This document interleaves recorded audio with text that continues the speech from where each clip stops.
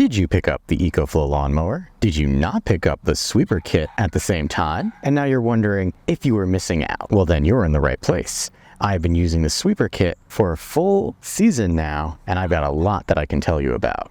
I'm Wanderer001. Let's get into it. Starting off with our general specifications here, you are looking at 24 inches long by 17 by 15, and the unit itself is 10 pounds.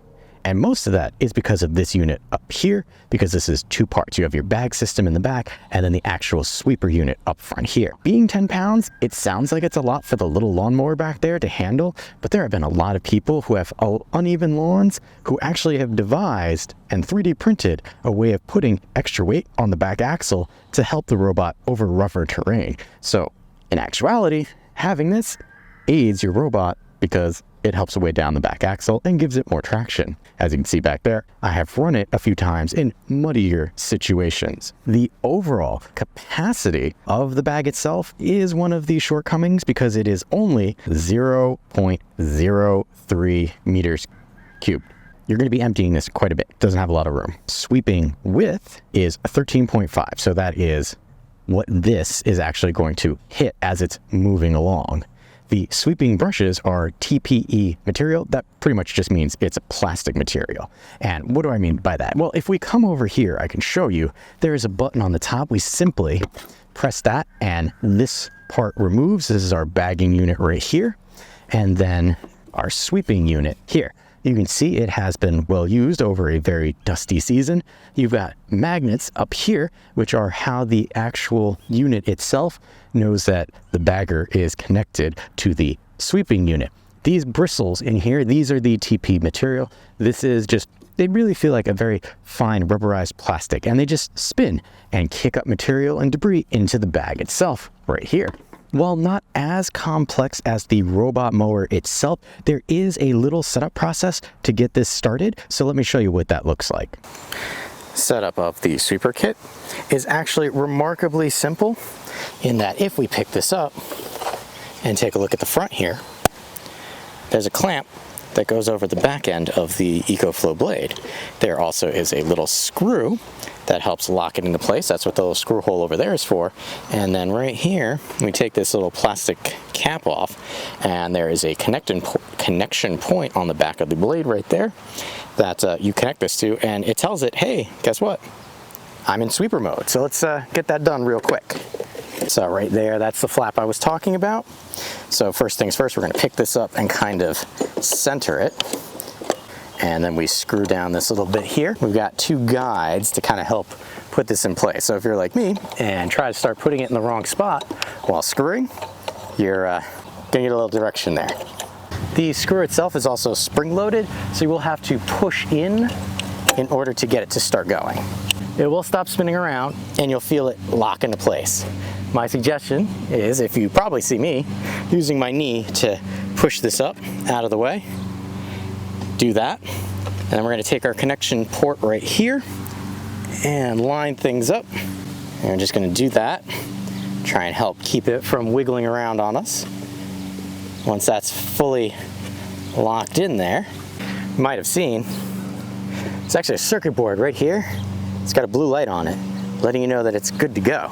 And now if I come into the app, which you can't really see, it has sweeper mode as a possibility.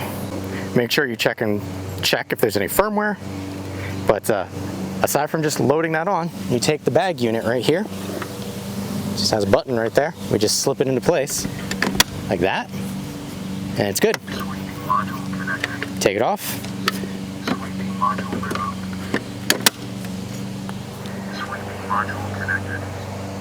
That's all there is to it. That is setup of the sweeper portion for the EcoFlow Blade. Setup realistically very simple. As long as you line things up and make sure that you kind of lean it forward as you're attaching it, it makes it a little easier when you're putting it together. The application as it comes for this, it's not really as in-depth as you would get with the robot mower itself. And part of that is due to, well, the fact that all you're doing is telling it to sweep. All the other controls are pretty much based on the robot. Yes, you can tell it how fast to go, but everything else, it's either sweep or don't sweep. So the application, not a lot you have to worry about if you're already familiar because you have the EcoFlow Blade back there. One of the important things is testing. How well does this actually run? Well, as you could see, because it is extending the length of the EcoFlow Blade, you might be concerned with, well, is this going to hit something as it turns around because the blade is shorter when it doesn't have the bag on? Well, part of the genius of this and that intelligence that the robot has is that it knows the bag is there and will compensate in how it turns when using the bag. Also, decibel rating compared to the robot mower itself, the bag is a little louder because, well, it's actually got pretty strong motors and things spinning around and hitting and dragging things up. As for picking things up, it does very well with grass. I was actually very surprised. I hadn't raked my lawn. I sent this out. It picked up quite a bit, as you can see here on the first go. And realistically, I run it once a week to pick grass up, and it does a decent job. Next, leaves. As you can see, I'm in my leafy season, and well, how well has it been doing? It does pretty good. I haven't really had it go after wet leaves or giant piles of leaves, but as you can see, kind of leaves scattered around the yard. Yes, it goes out, it takes care of them, but you're gonna have to make sure that you keep on top of it and empty out the bag because, well, you're gonna fill that up much faster with leaves than with grass. As far as other types of debris, as long as it's small enough, you'll be okay. Remember, this isn't going to pick up giant sticks. You want to make sure the debris is small enough, but it handles small twigs and things like that without any issues. So one less thing that you have to worry about. Now, while there are a lot of things that I've liked about the sweeper kit, there are a couple of cons. First being, you need to empty it a lot.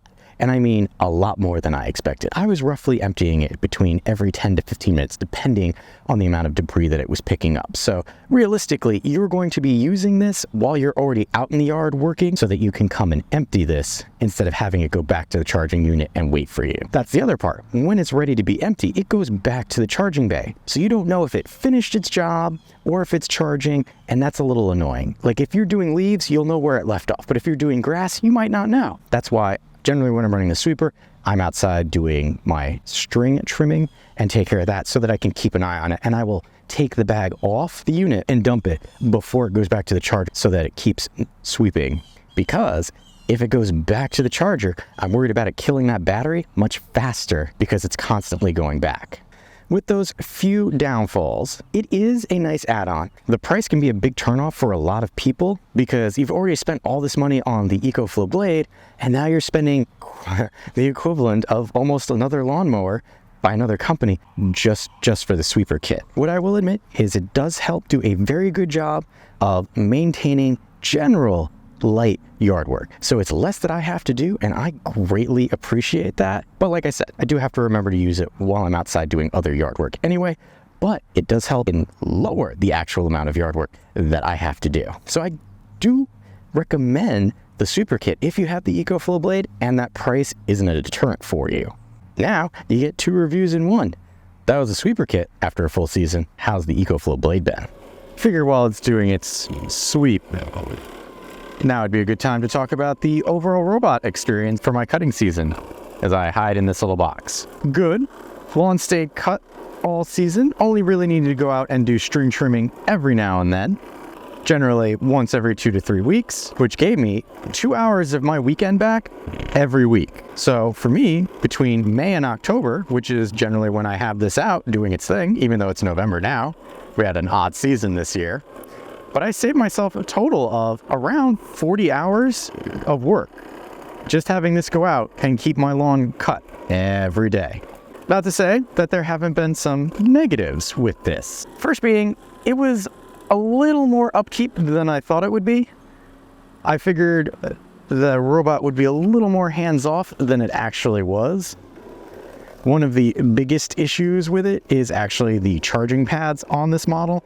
I have probably a version 1 where the charging pads weren't as thought out as the later model, and what I ran into was it wouldn't always connect, charging pads weren't clean, or sometimes just temperature change, charging pads would lose their connectivity. So that was one thing that I ran into. Because of this, I did not run it as much when I wasn't around as I thought it would. I generally use this as a way of doing lawn work when I was home and could keep track of it, just in case I needed to go out and rescue it. There have been several updates to the application that did in some ways make the robot better than it was. However, the updates to the app stopped at September 5th, 2023 with version 0.3.402. So I don't know how many more updates we might get, and that concerns me a little bit because they're probably going to come out with a version 2 of this robot and give up on version 1. At least that's how I feel based on the updates. Now, they did introduce a lot of smarts to the robot itself. A lot of it was software-based, and they called these things smart enhancements.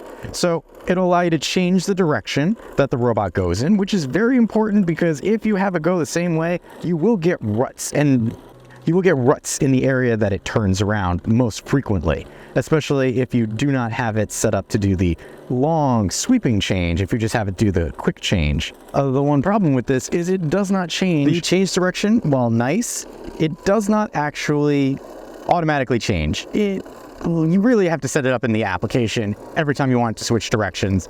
So if you're doing 3 times a week, 3 different directions, that can be a bit cumbersome.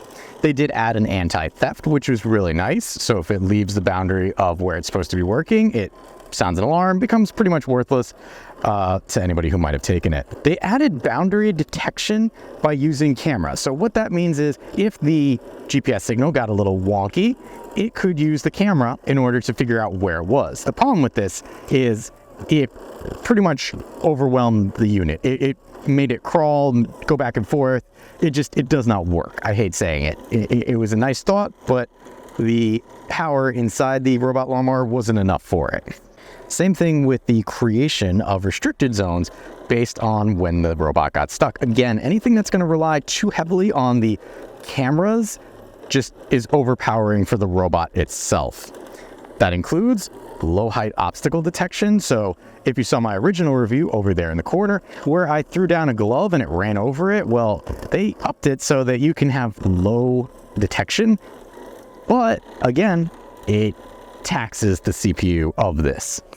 Next, U-turn mode. U-turn mode, good thought, like it. Tries to avoid the wear and tear on your lawn, but it takes 4 times longer, which if it already takes like an hour, now you're taking 4 hours to do your lawn. It's a trade-off because it does a weird sweeping pattern and that adds a lot of extra time.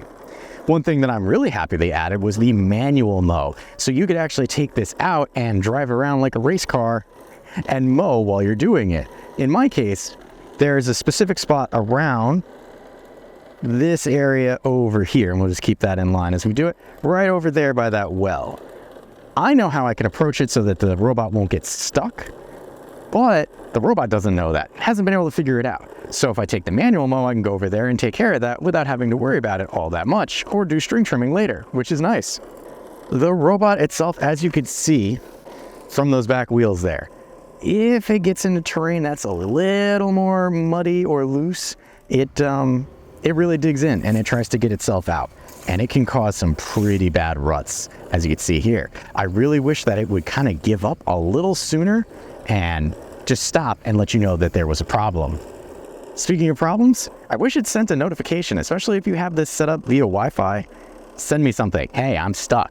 Instead of having to look outside and wonder if it's done or not, or open up the application to look at the map to see where it might be, which is also why I said you really want to do this while you're home, while it's sitting here thinking what it should be doing next. We talked about the turning, we talked about the ground wear.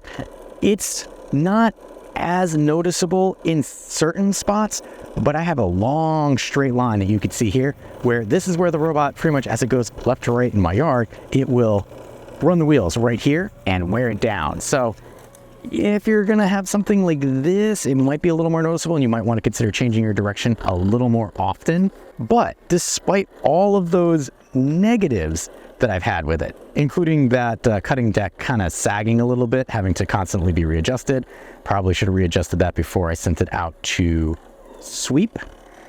Despite all those criticisms and the annoying things that the EcoFlow Robo mower has in the amount of babysitting that I need to do, overall, I am happy that I got it. I have saved myself 40 hours this mowing season. Yes, the price can be comparable to that of a riding mower or paying somebody to mow your lawn for about 2.5 years, but With the latter, they'll come, spend 5 minutes, scalp your lawn, rain or shine, and you don't get to pick the time that they show up. So 7 a.m. on a Saturday, they could be out there mowing your lawn, blowing leaves. For me, that doesn't work. I only get really 1 day a week to not do anything and sleep in, and I would have that issue with them if that was the day they chose. With a ride-on mower, I would still have to go out and spend the time to mow the lawn. And for me, again, I'm trying to get back my time, not spend my time. So for me, the EcoFlow Robo mower and sweeper kit have worked out very well for me. So if you're in the market for a boundaryless robot lawnmower and have a fairly flat, non-complex yard, this is still a good option if you're thinking about it for next year, if you're in the Northern Hemisphere like I am. If not, you might have a chance to pick this up for yourself for your cutting season. If you appreciate the amount of effort that goes into making in-depth videos like this, make sure to hit that like button to help other people find the video as well. If you like what I'm doing here, make sure to hit that subscribe button so you'd be notified of my next review. Not sure if this is the right robot lawnmower for you? Well, on screen now, you'll see my in-depth review of the mower itself, sans the sweeper kit, so you can get an idea if, hey, do I want to pick up this robot lawnmower and sweeper kit? Check out that video and you'll know for sure.